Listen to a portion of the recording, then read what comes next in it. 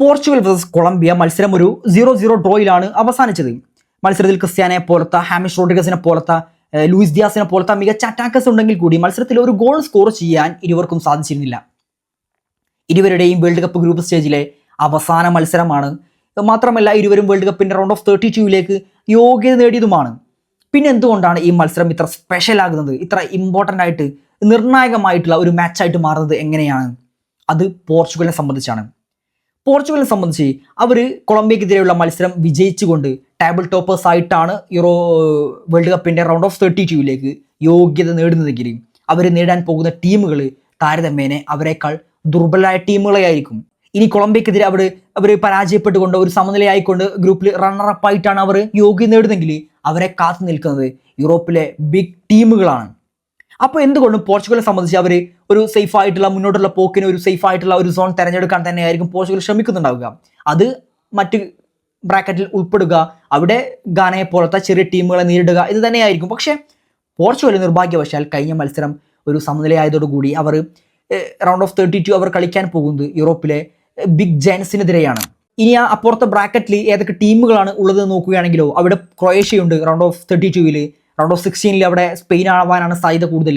ഇനി ക്വാർട്ടർ ഫൈനലിലേക്ക് എത്തുമ്പോൾ അവിടെ ബെൽജിയത്തെ നമുക്ക് പ്രതീക്ഷിക്കാം. അങ്ങനെ ആ ഒരു പാറ്റേൺ നമ്മൾ ശ്രദ്ധിച്ചാൽ മനസ്സിലാക്കും അത് മൂന്നും യൂറോപ്യൻ ടീമുകളാണ്. യൂറോപ്പിലെ ബിഗ് ടീമുകൾക്കെതിരെയാണ് പോർച്ചുഗൽ ഇനിയുള്ള മത്സരങ്ങൾ, നോക്കൌട്ട് മത്സരങ്ങൾ കളിക്കാൻ പോകുന്നത്. അതുകൊണ്ട് തന്നെ പോർച്ചുഗലിനെ സംബന്ധിച്ച് ഇതാണ് കൂടുതൽ ബെറ്റർ ആയിട്ടുള്ള ഒരു സോണ് എന്നാണ് എൻ്റെ ഒരു അഭിപ്രായം. കാരണം ഈ മൂന്ന് ടീമുകളെയും പോർച്ചുഗൽ നിരന്തരം യൂറോപ്യൻ ഫുട്ബോളിലാണെങ്കിൽ കൂടി അവിടുത്തെ സൗഹൃദ മത്സരങ്ങളിലും യൂറോ കപ്പിലും നാഷൻസ് ലീഗിലും ഒക്കെ അവർ നിരന്തരം ഏറ്റുമുട്ടുന്നതാണ്. അതുകൊണ്ട് യൂറോപ്യൻ ആ ശൈലി, ആ ഒരു ഫുട്ബോൾ സ്റ്റൈൽ ഓഫ് പ്ലേ അവർക്ക് കൃത്യമായിട്ട് അറിയാവുന്ന കാര്യമാണ്. എന്നാൽ മറുപുറത്തുള്ള ടീമുകൾ ഒരിക്കലും അങ്ങനെയല്ല. കൊളംബിയക്കെതിരെയുള്ള മത്സരം അവർ വിജയിച്ചുകൊണ്ടാണ് റൗണ്ട് ഓഫ് 32 അവർ യോഗ്യത നേടുന്നെങ്കിൽ അവിടെ ആരൊക്കെയാണ് നേരിടാനുള്ളത്? ആദ്യ മത്സരം ഗാനക്കെതിരെ, അത് കഴിഞ്ഞ് അൾജീരിയ, പിന്നീട് അർജന്റീന. ഇനി ആ ബ്രാക്കറ്റ് നമ്മൾ നോക്കുമ്പോൾ അവിടെ Japan, Brazil, Norway, England, Ecuador അങ്ങനെ അടങ്ങുന്ന വമ്പൻ ടീമുകളാണ് ആ ബ്രാക്കറ്റിൽ ഉൾപ്പെട്ടിരിക്കുന്നത്. ആദ്യ മത്സരം ഗാന എങ്ങനെയാണ് ഈ വേൾഡ് കപ്പിന്റെ റൗണ്ട് ഓഫ് 32 എത്തിയത്? അവർ ഇംഗ്ലണ്ടിനെ സമനിലയിൽ തളച്ചുകൊണ്ടാണ്. അതുകൊണ്ട് തന്നെ ഒരു ടൈറ്റ് മാച്ച് ആയിരിക്കും. അവരുടെ ഫിസിക്കിനോടും അവിടുത്തെ സ്ട്രെങ്ത്തിനോടും ഒക്കെ പോർച്ചുഗലിന് പിടിച്ചു നിൽക്കാൻ സാധിക്കില്ല. പിന്നീടുള്ള അൾജീരിയ ആണെങ്കിലും പിന്നീട് അർജന്റീന, ലാറ്റിൻ അമേരിക്കയിൽ നിന്നുള്ള അധിക ടീമുകളും ഉൾപ്പെട്ടിരിക്കുന്നത് ആ ഒരു ബ്രാക്കറ്റിലാണ്. ആ ലാറ്റിൻ അമേരിക്കൻ ടീമുകളോട് പിടിച്ചു നിൽക്കാൻ ആ ഒരു സ്ട്രെങ്ത്തിനോടും സ്പീഡിനോടും ഒന്നും പോർച്ചുഗൽ താരങ്ങൾക്ക് പൊതുവെ പിടിച്ചു നിൽക്കാൻ സാധിക്കാറില്ല. പ്രത്യേകിച്ച് കഴിഞ്ഞ മത്സരത്തിൽ നമ്മൾ കണ്ടതാണ്. ആദ്യ മത്സരത്തിൽ DR കോങ്കോക്കെതിരെ, അതുപോലെ തന്നെ ഇപ്പോൾ കഴിഞ്ഞ മത്സരത്തിൽ കൊളംബിയക്കെതിരെയും അവരുടെ സ്പീഡിനെതിരെയും അവരുടെ അറ്റാക്കുകൾക്കും സ്ട്രോങ് ആയിട്ടുള്ള അവരുടെ സ്ട്രെങ്ത്തും ഫിസിക്കിനും എതിരെയൊന്നും പോർച്ചുഗലിന് പിടിച്ചു നിൽക്കാൻ കഴിയാത്ത ഒരു അവസ്ഥ നമ്മൾ കാണാറുണ്ട്.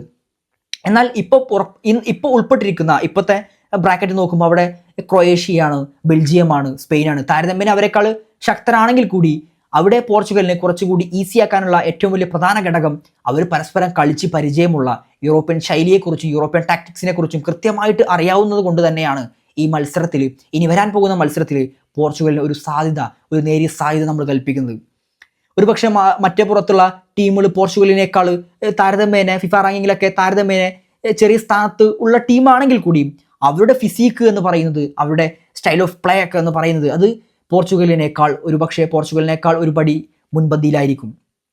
ആദ്യ മത്സരം റൗണ്ട് ഓഫ് 32 ക്രൊയേഷ്യക്കെതിരെയാണ് പോർച്ചുഗൽ ഏറ്റുമുട്ടാനുള്ളത്. അപ്പോൾ ക്രൊയേഷ്യ വെച്ച് നോക്കുമ്പോൾ ക്രൊയേഷ്യ ഇപ്പോൾ സമകാലിക ഫുട്ബോളിൽ അവരുടെ ഗോൾഡൻ ജനറേഷന് ഒരു അവസാന ഘട്ടത്തിലേക്ക് എത്തിക്കൊണ്ടിരിക്കുന്ന ഒരു കാലത്തിലൂടെയാണ് സഞ്ചരിച്ചു കൊണ്ടിരിക്കുന്നത്. പക്ഷേ കഴിഞ്ഞ വേൾഡ് കപ്പിലും ഒരു നല്ലൊരു പ്രകടനം കാഴ്ചവെക്കാൻ അവർക്ക് സാധിച്ചിരുന്നു. എങ്കിൽ കൂടി അവിടെ പോർച്ചുഗലിന് കുറച്ചും കൂടി അഡ്വാൻറ്റേജ് ലഭിക്കുന്നതാണ്. പിന്നീട് വരുന്ന സ്പെയിൻ ആണെങ്കിലോ, സ്പെയിൻ അവസാന മത്സരത്തിൽ ഇപ്പോൾ നാഷൻസ് ലീഗിന്റെ ഫൈനൽ മത്സരത്തിൽ സ്പെയിനെ പരാജയപ്പെടുത്തിയിട്ടുണ്ട് പോർച്ചുഗൽ. അപ്പോൾ ആ സ്പെയിനെതിരെയും പോർച്ചുഗലിന് ഒരു ചെറിയ സാധ്യത കൽപ്പിക്കുന്നുണ്ട്. പിന്നീട് ബെൽജിയത്തെ ആണെങ്കിലും ബെൽജിയം അത്ര വലിയ രീതിയിലല്ല ഇപ്പോൾ പന്ത് തട്ടിക്കൊണ്ടിരിക്കുന്നത്. അവരുടെ ഗോൾഡൻ ജനറേഷനൊക്കെ അവസാന ഘട്ടത്തിലേക്ക് അടുത്തുകൊണ്ടിരിക്കുക. പക്ഷേ ഡോക്കുവിനെ പോലത്തെ, ട്രൊസാർഡിനെ പോലത്തെ, ലുക്കാക്കുവിനെ പോലത്തെ മികച്ച താരങ്ങൾ ഇപ്പോഴും സ്ക്വാഡിൽ ഉണ്ടെങ്കിൽ കൂടി അവിടെയും പോർച്ചുഗലിന് ചെറിയ സാധ്യത നമ്മൾ കൽപ്പിക്കുന്നുണ്ട്. പക്ഷേ മറുപുറത്തുള്ള ടീമുകൾ താരതമ്യേന ദുർബലരാണെങ്കിൽ കൂടി പോർച്ചുഗലിനെ സംബന്ധിച്ച് അത് അവർക്ക് വലിയൊരു വെല്ലുവിളി നൽകാൻ എതിരാളികൾക്ക് സാധിക്കും എന്നുള്ളതാണ്.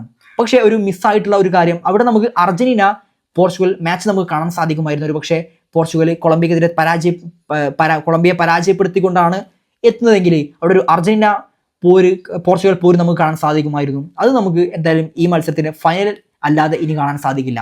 അതുമാത്രമല്ല യൂറോപ്യൻ വെതറുമായിട്ട് ഈ ക്രൊയേഷ്യക്കെതിരെയുള്ള മത്സരം കളിക്കാൻ പോകുന്ന ആ സ്റ്റേഡിയം നിൽക്കുന്ന ആ സ്ഥലം യൂറോപ്യൻ വെതറുമായിട്ട് സാമ്യത ഉണ്ട് എന്നുള്ളതാണ്.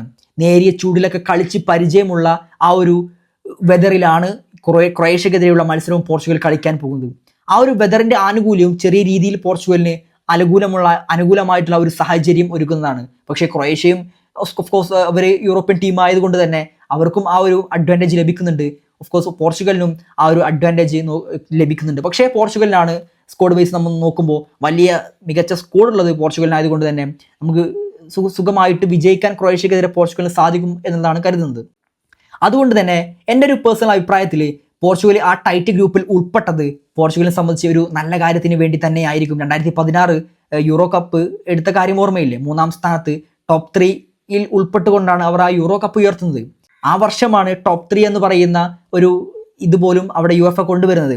ആ ഒരു സീസണിൽ തന്നെ പോർച്ചുഗലിനെ ടോപ്പ് 3-യിലേക്ക് ഗ്രൂപ്പ് ഘട്ടത്തിൽ ടോപ്പ് 3-യിൽ ഫിനിഷ് ചെയ്യുന്നു. അവിടുന്ന് യൂറോ കപ്പിലേക്ക് ജേണി നടത്തുന്നു, യൂറോ കപ്പ് സ്വന്തമാക്കുന്നു.